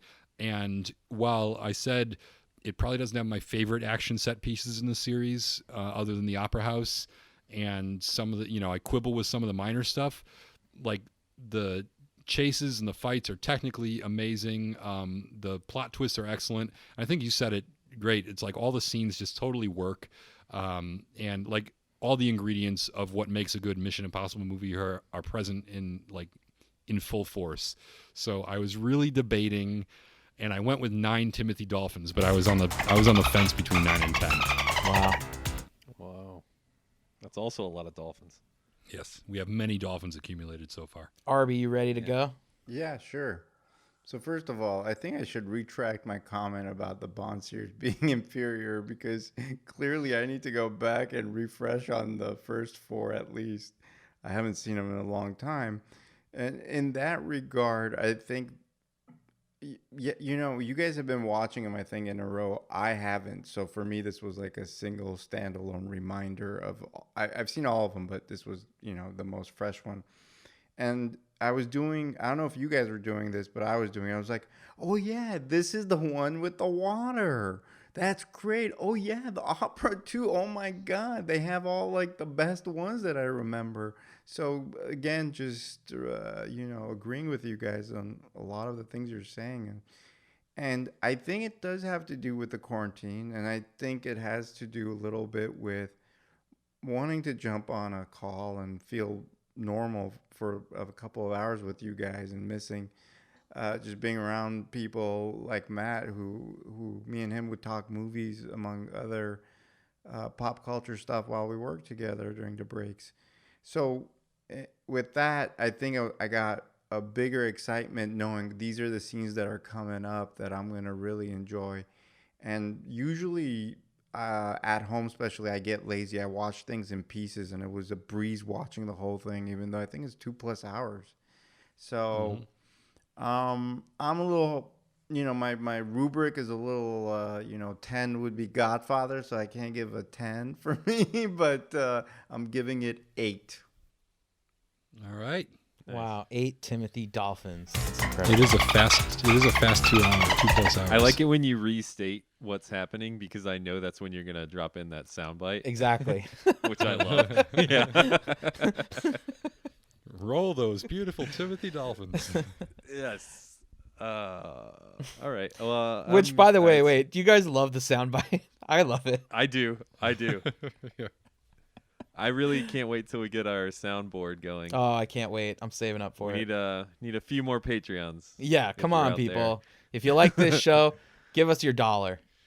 Yeah, or deny us your dollar if you don't want to have like random fart noises popping up in the middle of the podcast for no reason. It's not going to be fart noises, Harris. It's not going to be fart noises, okay? I believe I believe in this.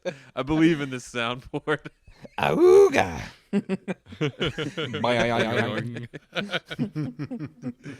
What was it? There was something earlier where I was like, oh, I wish that what I had just said was oh fuck, there was something I said earlier in this podcast and I was like, I wish that was a soundboard and not me saying it. Alas, it's time for me to rate the movie. Thank God. No, let's just sit here until I think of it. No, okay, so it was my first time seeing it, and yeah, a lot of what I thought was funny when Harris was giving his rating is I definitely think the thing he read off of the internet from the guy whose name I forgot sounded totally backhanded. It did not make the movie sound good to me. But I understand why it wasn't now after seeing it. But if I had read that, I would have been like, whatever. Like that would not have made me want to see that movie if I had read that before seeing the movie. But I do understand it now, and I was really impressed with the way this movie kind of retroactively built this franchise into more of a structure. You know, it was a series of movies that were connected, and this kind of like put a blueprint over that somehow. And if that makes sense, I don't know, maybe that makes sense. And it did it really, really intelligently, and it was also just an entertaining movie. So yeah, I gave it an 8 because I know you guys scored it higher, but I would probably have to see it more than once to score it higher than 8, because sometimes you just gotta know, you know. I'm sorry. I think eights. I'm sorry, I think Colin. Eights are very fair scores, by the way. I don't Eight- think that's 8 what? Yeah, 8 Timothy Dolphins. That's right. Thank you. I think 8 Yeah. Timothy Dolphins are very fair scores. I don't think. Let's this see is, those shiny dolphin blowholes. All right, and so that's it. That's our show. Thank you very much, Arbi, for coming out and being our guest. I hope you had fun. I did. It Thanks, was my Arby. pleasure. I'll be back for another one in the future, I hope. That's the spirit. Guys, anything else going on? Oh, Arbi, yeah. I mean, what do you have going on? I know you're quarantined, but can people follow you on Twitter or like Instagram or something? Do you have anything like that you want to plug? No, no, I don't have any of that going on anymore. So all good Yeah. here. These are dark days we live in. You know, not working on anything. No, banned just from regular Instagram 9 to and 5. Twitter. You don't even have and like TikTok. I don't know, like a paper mache sculpture in your house. That Yeah, you're working- what are I your don't know why hobbies? that Do you would be. Yeah, what are you up to, man? I'll make sure I have something to promote next time I come. Oh, I'll make my paper mache bride. yeah, this is my paper mache bride. This is my quarantine lover. It'll be shit-shaped chocolate candy. Don't say that too loud. To go Tom with Cruise the might theme hear it. of this podcast tonight. Well, we've all got shit-eating grins, so with that, we bid you adieu. Next time we'll be back with Mission Impossible Fallout. Bum, bum, bum, bum, bum. I don't know. Yeah, I don't have a sign off. Yay, All right, bye. good job. man, I cannot think of what that thing was that I thought would be a good soundbite. I know when I listen to this again, I'll know exactly what it was. Yeah, don't worry. You can always, in the next podcast, go, hey, I want to go back to something that we were talking about several hours ago. Look, I think those things are good. I'm sorry.